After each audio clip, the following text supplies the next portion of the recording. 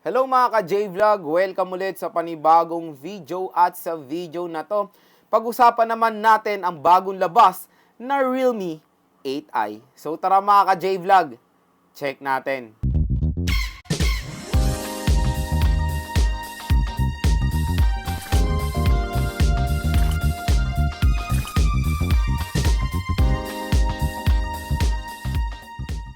So meron na namang bagong labas na smartphone si Realme dito sa Philippines at yan ngayon ang topic natin for today, ang Realme 8i. So sad to say, wala pa po tayong review unit pero pwede pa naman natin pag-usapan yung Realme 8i kahit wala yung review unit. Parang first impression.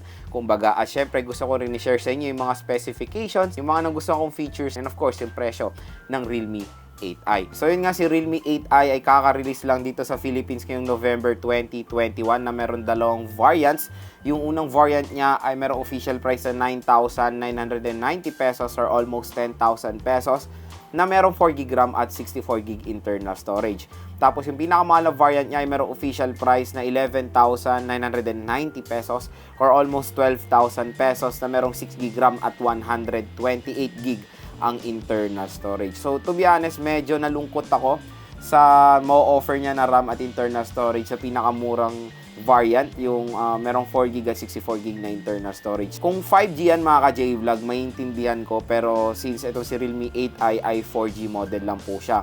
So sana tinaasan po nila yung internal storage ni Realme 8i sa ganitong variant dahil yung 64GB ay usually nakikita na lang natin yan sa 7,000 pesos na price segment. So yun, opinion ko lang naman yan. Pero yun nga, ang variant ni Realme 8i ay merong entry-level segment at mid-range segment kasi yung isa is below 10,000 pesos tapos yung isa is above 10,000 pesos. So kumbaga meron kayong two option sa Realme 8i kung gusto nyong makatipid. At tinignan ko to sa official store nila sa Shopee. Sad to say, wala po akong nakitang Realme 8i doon. And tinignan ko siya sa official store nila sa Lazada and sad to say wala pong stock ang Realme 8i ngayon. Pero huwag kayong mag-alala mga ka-J-Vlog. Ilalagay ko po yung link neto sa description para ma-add to wishlist nyo siya kumbaga or ma-add to cart para next time maging available yan, mauna kayo agad i-check out ang Realme 8i. So yun, kompleto na yung Realme 8 series ni Realme dito sa Philippines, yung Realme 8 Pro, Realme 8, Realme 8 5G, tapos itong Realme 8i. And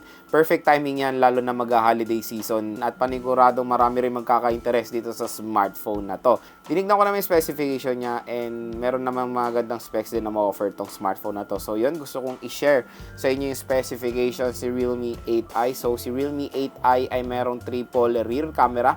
Yung main camera niya ay merong 50 megapixel f1.8 aperture. Meron siyang 2 megapixel macro lens na merong f2.4 aperture at 2 megapixel depth sensor na merong f2.4 aperture. Meron siyang LED flash at capable siya ng Full HD 1080p video recording. So yun, medyo nakakalungkot din yung camera part ni Realme 8i dahil wala pong ultra wide camera itong smartphone na to. So sana kung triple camera lang siya, ang inalis na lang nila is yung depth sensor tapos nilagay nila is ultra wide kasi sa tingin ko mas importante talaga ang ultra wide camera compare sa depth sensor, and based naman yan sa aking experience, parati ko kasing nagagamit ang ultra wide camera kasi yan mga ka-J-Vlog compare sa sensor lang, di ba? So mas maganda syempre yung camera mismo. Pagdating naman sa front camera, mataas naman yung megapixel na ma-offer niya, nasa 16 megapixel f2.05 aperture. Pagdating naman sa screen, meron siyang 6.6 inches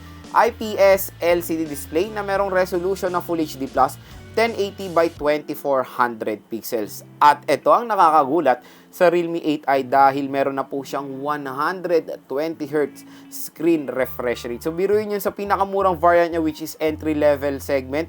Meron ng 120Hz screen refresh rate. San pa kayo, di ba? Bihira pa lang natin makikita yung ganyang kataas na refresh rate sa kanyang price segment. And of course, si Realme 8i ay meron ng punch hole display.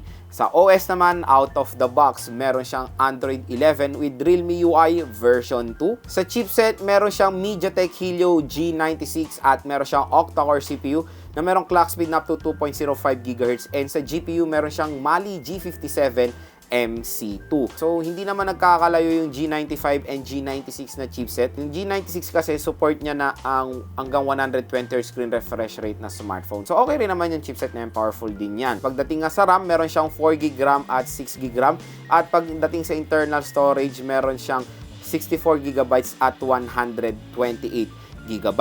And yun nga, good news, expandable pa ang kanyang storage via micro SD card. Dalawa ang kanyang biometrics, face unlock at fingerprint scanner. Pagdating naman sa battery, meron siyang 5,000 mAh non-removable battery with 18W fast charging. So, yan din yung nalungkot din ako na part. Pagdating sa kanyang charging rate, kasing 18W fast charging, usually nakikita na rin natin yan sa mga entry-level phone, di ba? Yung mayroong mga 7,000 pesos ang presyo at yung ganitong presyo na almost 12,000 pesos or yung ganitong presyo na almost 10,000 pesos. Usually, ang nakikita natin dito is mas mataas na 25 watts, 30 watts, or 33 watts pa nga. Pero ito yung exciting part dito, kung inabangan nyo to nung launch date niya, nag-offer po si Realme ng discount sa mga first buyers netong Realme 8i. So, kumbaga, mas nakuha pa nila to ng mas mura compared dun sa suggested retail price. Yan naman yung nakakatuwa sa Realme pagdating talaga sa launch date ng kanilang mga smartphones. Nag-o-offer sila ng malulupit na discounts and freebies. So, yun mga ka-J-Vlog, next gusto ko naman i-share sa inyo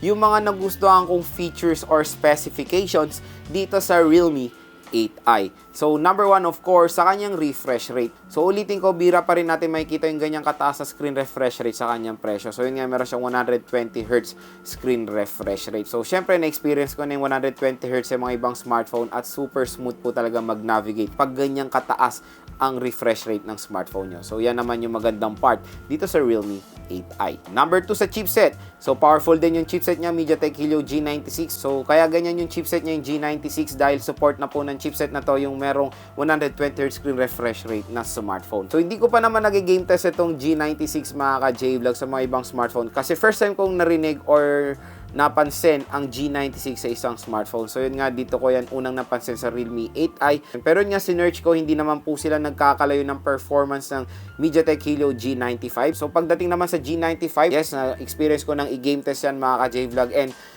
maganda ang gaming performance ng G95. Kaya, syempre, expect nyo na rin yan sa G96. So, overall conclusion, maganda rin pang gaming din etong si Realme 8i dahil meron siyang powerful chipset. Number 3 sa design. So, syempre, inabangan ko to sa launch date ng Realme sa kanilang official Facebook page. And maganda rin naman kahit papaano yung design nitong si Realme 8i. Kahit hindi ko pa siya nakikita ng personal, nakita ko lang siya sa Facebook. Maganda naman yung overall design niya. Parang naalala ko dito sa design na to yung Realme 6.